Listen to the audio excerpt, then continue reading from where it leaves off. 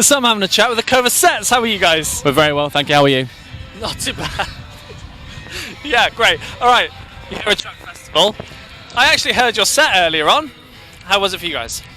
That was as good as we could ask for, I think. I think we had people there, people dancing, and people singing as well, which you take. And all we ever wanted is crowds like that, like busy main stage crowds. We can do the rest, so yeah, we're buzzing with that. Yeah. I think you were maybe the same on the drums. Yeah, drums, my view's even better because I'm on a riser, so I can see over his head and his ego, and I can see quite far out, and it's better seeing people further than like the first 3 rows, which is like our normal view. So to have people there all the way to the back and singing along as well, I was just having a great time, smiling, singing along. I forgot I was on stage, to be fair. At one point I closed my eyes and I was like, yeah, this is quite good actually, I'm quite enjoying this. It's good. Now, where are you guys at the moment with writing some new stuff? Because we want to hear some new music from you guys. What are you up to? We've just written an EP, so we're hoping to get that released slowly but surely, but we're hoping to get some singles out. Yep. We just signed a sort of release deal with a label called Lab Records, so that's kind of our next big thing of hoping to, that might just project us to a later slot on the main stage next time. Yeah. So yeah, we've got music coming out, music ready, and I think music that we also very much enjoy, so I'm excited for that. Yeah, I think it's the best thing we've ever written, the music that is now going to come out in the next few months, so I'm excited for that to come out. Yeah. In fact, Matt Hewlett's going to join us. He's the guitarist in the Covasettes. Welcome. He just asked, are we ready for new music coming up in the future? Yeah. Yeah, it's good. Glad you're in. I don't know why you got me in. I don't know the concept. Oh, sorry. Oh, you're going to have to slide up that way a bit. Come on in. There you go. So with this new EP on the way, how's it sounding now in comparison to the other tracks that you have out there in the world? Oh, it's sad. I can take this one. And I'm going to give this one to Matt because he's up for it. I think this is a more mature sound than people would have associated with the Covasettes in the past. I think Chris, as the songwriter, as the main songwriter, has really broadened his horizons with his influences. It's something we get asked a lot. So, you know, taking it now not just from music, but also from film, from literature, from philosophy. I think that's fair to say. It's more like early Shakespearean, kind of like doom and gloom, which we're quite into, aren't we? And also, I was going to say, it's like if you take everything that we've done previously, combine it together, and then throw it out the window, because we've taken a new approach. It's deeper, it's darker, it's, I don't know, more emotional, and I think that's what makes this the best thing we've ever written. Was it the plan to do that then, or is it simply just how this Pure EP fluke. turned out? Pure fluke. I think like we just write what we want to write when we want to write it. So our thing has always been just we want our sound to be us, not the type of song we release. So our thing's always been whatever song we fancy writing, we'll write, and then we'll kind of have a look at what we've got and decide what direction we want to go in. So we had like a list of quite, I'd say that they're big tunes, but they're a bit sad, bit dark, and we were like, this could work. And then we put this EP together and then listened to it, and we were like, to be fair, this could be the next step for us. Absolutely, and basically the reason it's more sad is because Chris's girlfriend left him. So Sorry about that. everything that he said plus that. And can I just say, if you're out there, just let me see the kids. Just let me see the kids, and I'll be happy. I know. Not to anyone do this, but I miss you and I need you, and it's not been the same since you went. I just want to add as well, because of her leaving him, it's the best thing we've ever written. So I'm quite thankful actually. Yeah, and break up again. Yeah. I hope this more interview breakups isn't the used better. in court one day as It could be. family Could services. be. One day. You never know.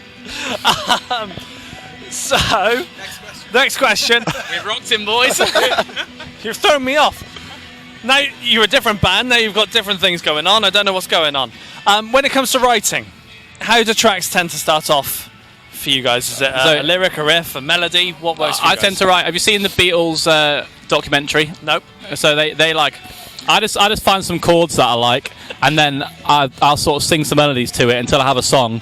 Then I'll bring it to band practice and say, what about this? And I'll play it, and then they'll add their parts to it, and then because Jamie, our bass player, who's not in here, he's a producer, so then we'll record the song there and then on the first practice and bring it around that way, and it's worked for us quite well, hasn't it? I think. Do you think you'll continue doing it in that? It works. We've started doing a few more sort of writing songs like just with production in mind first. So just normally me and J-Mac just starting off writing the songs and then building them up. But I think as a band, the way we've done that, it just ticks and it works, doesn't it? So that's what we did with the EP, and that's what we still do at the minute, because we've got a bit of a downtime while we're waiting for things to come out. So we're working on new songs, and I think we've pushed the boat out, haven't we, a little bit? Yeah, good. And people will want to see you playing live. So once you finish here this weekend, what's your plans for doing some live stuff? Well, so we've just played Truck on the Friday. We're going on to Sheffield to do Tramlines on Sunday, and then after that we've got Why Not next week, and then we are getting ready for a headline tour in September. Nice.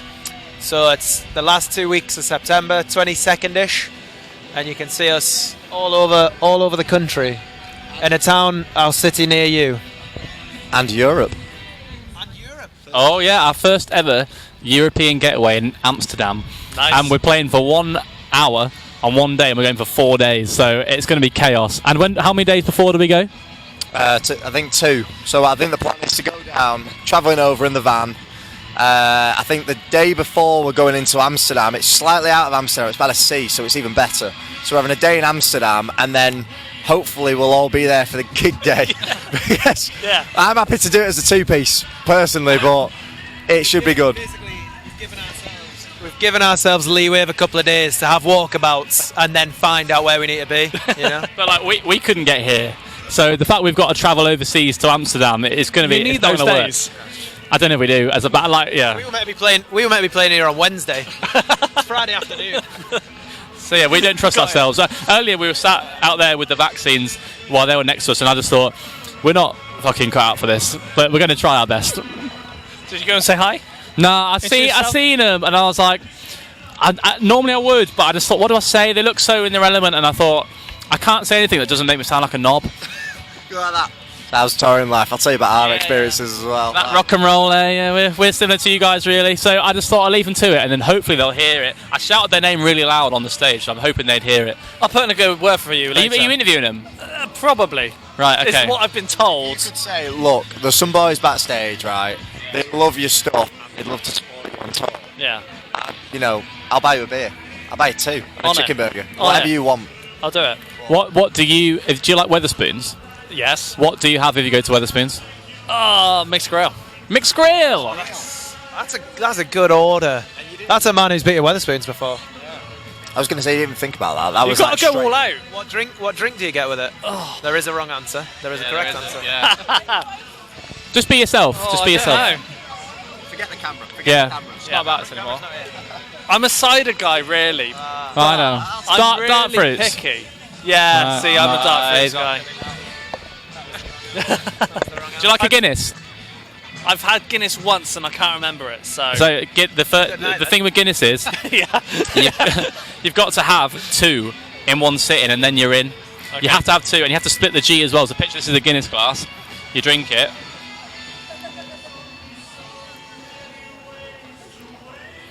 And then you got to split it. So like the say the G is here, you got to get it sort of the middle of the G, and then it's like your first sip of Guinness. So like Matt will show you now. So let's say you're like, oh, cheers lads, cheers Guinness.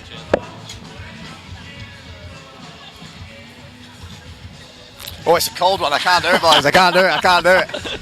Maybe the next one, because then I'll really be in love with it, and that's where I'll be. That's what you got to do. Where has this interview gone to, eh? I don't know. Crazy times. Just having a great time. Yeah. Are we up there with the worst band you've interviewed? No. Okay. Are you allowed to say who? This is fun. I enjoy this. This is a fun interview. These are up there with some of the best. And when you are you able to name the band you've interviewed who's the worst or not? No. Was it today? No. And I'm not. Let's just say, whenever I asked them a question, they would respond with either the word yes or the word no. No. And the interview lasted about a minute. Catfish in the bottle, man. Rest in peace.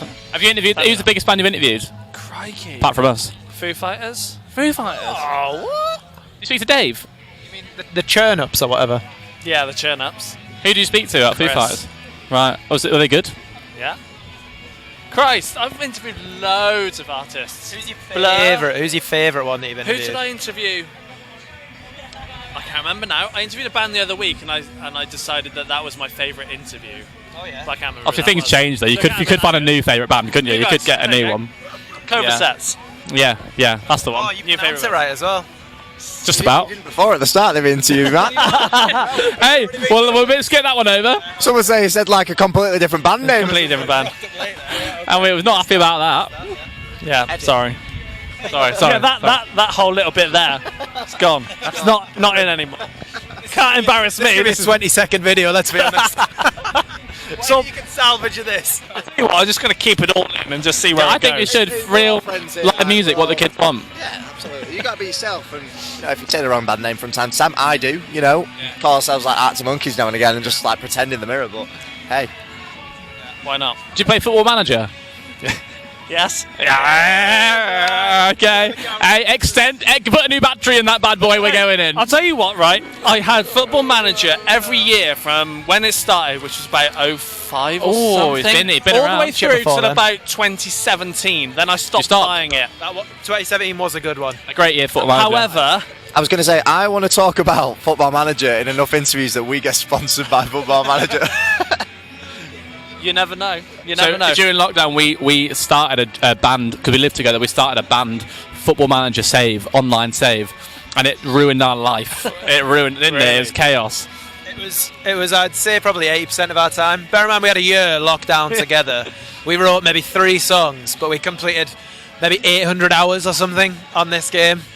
We bought like of the teams we bought like tracksuits and things. So like he had like a Wolves tracksuit. I got in the Champions League. I bought a full Champions League like T-shirt, hat and stuff like that. He got relegated. He bought fuck all. I just cried. Have we taken a really low down team up to the Champions League? We started off. I think we did. High Championship, top between the top 4, like 6 to 12. I think it was 6 to 12. So I was Nottingham Forest. Chris was QPR. I was I Middlesbrough? Who was I? I thought you were QPR on that one. Nah. Oh no, I was QPR on the other one.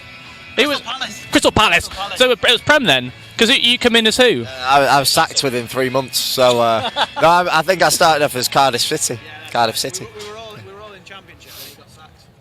Because one night we're sat in there and he's got relegated and he's just there hitting the space bar like that and he's going, it's just shit, and he gets up and goes to bed.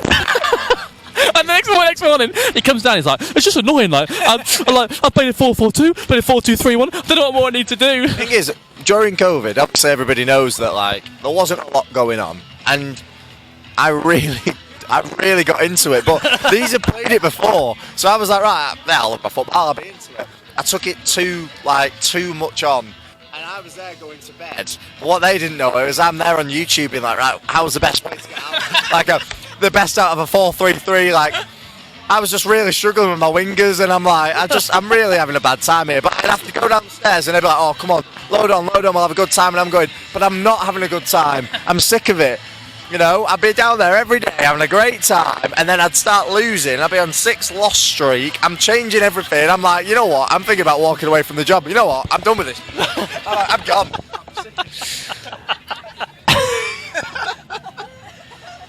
What's your favourite player role and position? Oh, how far back does he go? Yeah. And then I've got a follow-up question.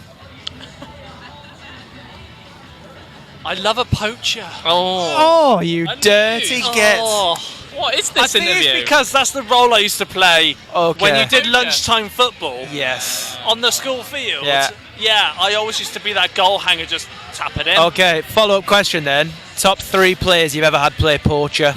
Oh, we had this chat this morning. Regens This are morning. allowed.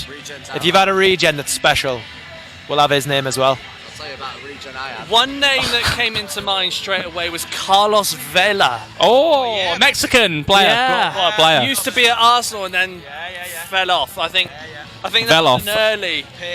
That was an early version. And that was for Valencia as well. Wow, you managed Valencia? Yeah. You went abroad, it's brave to go abroad. I got bored. I was in charge of Napoli for many years. We've been there. Bored. I went, need a new challenge. Went to Valencia. Brought Lionel Messi, Cristiano Ronaldo with me. He's brought the Carlos league. Vela up He's brought the front. league. Do you want to hear about a legend of the Covasettes? Yeah. Pass me the mic. Picture this. You've got a youth player coming through the ranks, a regen. He's 17 years old. He's 18 on every stat you would want as a striker. Speed, agility, finishing, composure. He's got the lot. And his name was Tim Penfold. And I've screamed this name many a time in the room we played Football Manager. And it was the only thing that got me through the year of COVID, was me going, the team might be crap, but I tell you what, that Tim Penfold is absolutely unbelievable. And the worst bit was, I didn't know he was a regen. I thought there was a legitimate player out there called Tim Penfold. I'm there Googling, being like, well, I can't find him. Is this good on Football Manager? He must be, like, where's he playing? Like Barnsley? Or is he, like, in Germany? Like, where is he at? And these had to break the news that he was actually a regen. He didn't exist. And the worst bit was, there's a reason that I've only played, like, Football Manager 18. Is because I know the day I bought or buy Football Manager 23 or 25 or however many years in the future, there won't be a Tim Penfold in there. And there'll just be a little gap in my heart that's just missing. Cause he added 3 different Tim Penfolds on Facebook thinking it might be them. Right. Anyway, guys, I promise you, we are a band. We play music. We're really good. Follow us on Spotify. Get us on Instagram. If you want. do the plug. Yeah. Do the plug. Yeah, we're everywhere. Yeah. You just got to find us. At the vaccines. Guys. And do you own Sound Lab? Yes. And did you start it off yourself? How many years ago did you start it? 8. 8 years ago. You're 1 year older than us. Yeah. Yeah. Yeah. Yeah. Been around a while now. The show's been going for 7, just over 7 now. That's same as us. Same as us. We started April 2016. Yeah. And I've never missed a show. Never missed a show. Well, how often do you do one? Once a week. Wow. Yeah. That's one a week. Even if you're on holiday. Yeah. You're on holiday. I pre-record it and then send it out. So if I'm away for 2 weeks, I then have to make sure I got 3 shows on the go. My next question was going to be, where's the best place you've broadcast from? But obviously it'd be your house. Every single one, my house. Okay. Is this the first time not in the house? Just can't. I mean, I interviewed Foo Fighters. I know. I didn't. It might come to his gaff. Leave the house. Yeah, So yeah, Foo Fighters just nipped round to his house. Just to do it. Is this the first time you've left your house? yeah, I've got to ask the questions, Matt. It's my job. yeah, that's what you're here for, to ask me questions. So, but, Well, On 3, 2, 1, should we say our favourite type of childhood sweet? I can't think of it. hang on. All right, I'm ready. I've got it. You got it? Yeah. Mine's a bit of a mouthful. Yeah, go on. 3, 2, 1. Skittles. Blue sugary sweets. What? Thank you. Blue sugary bottles. The little cola bottles. Yeah, the little pink and blue colour. What's yours? Blackjacks. Blackjack. Oh, tough on Fruit that. salads as well. Yeah. What's yours? Mine was like the sour dummies, but like the harder ones. I like Skittles. Do they count? They were about. Yeah. They're a bit like. Sent me west. Yeah, I'm going to do a few Skittles tonight. But may see where the night goes. Have you brought? Tip- Because tip- over there's a shop. Tip some Skittles into your beer. You got Skittle brew. Yes, I've had that. When I went to a house party when I was about 15, they had Skittle vodka, and I drank so much of it. I think I've never touched Skittles since. What was the first drink you were sick of drinking? Sick of drinking. Yeah, no, like you know, like you throw up after drinking something. What was Yeah. your first drink that was? Same for everyone. No, I Strongbow for can have for loads me, of yeah. Strongbow. I'm fine. Mine was JD and Coke. I think I had about 5 Jaeger bombs at my cousin's wedding, as well as rosé, prosecco, beers, and I was new to drinking. And I was like, I can hack this. Don't even have hangovers. I remember just being sick, stood up in the toilet. I absolutely nailed it. To be fair, feel sorry for the cleaner after that. Tequila gets me. Tequila. drunk. Tequila's the worst. I still drink it. Because you got to get drunk somehow. So Embrace your fears, you know. If you look at tequila and go, I'm never touching that again, you've got to hammer it, you know. Have you got any tequila with you now? say Have you got tequila here with you now? We could do a few. No. You just like whipped out a tequila now, you'd be off. Yeah, we'd be doing it. No, I'm driving back and forth. Driving. Are you home. driving tonight? Yeah. We're not, are we? I don't We're go out camping. there with the riffraff. No. Oh no. We do. We will. Straight back to the car. We've got a straight food home. voucher and a lot of optimism. Oh, nice. Do you have any more questions about music? I asked all the music right, ones. yeah. Then we just went off on one. Yeah, so- sorry. We're gonna go get a fat ostrich burger. Probably get pissed. Get back to the tent. It's not erected yet.